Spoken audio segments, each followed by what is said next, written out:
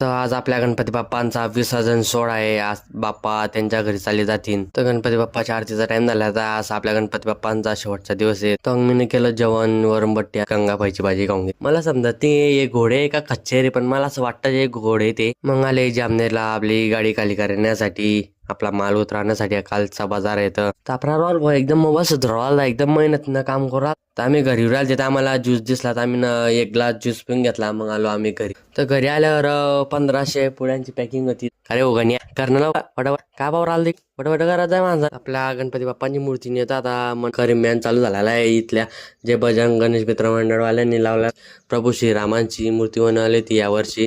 मग आला दुसरा बँड पाहण्यासाठी बँड चालू झाला. आता बँड होता स्वर संगीत. तर गणपती बाप्पा मोरया. आता गणपती बाप्पाची मूर्ती मस्त होती इथली.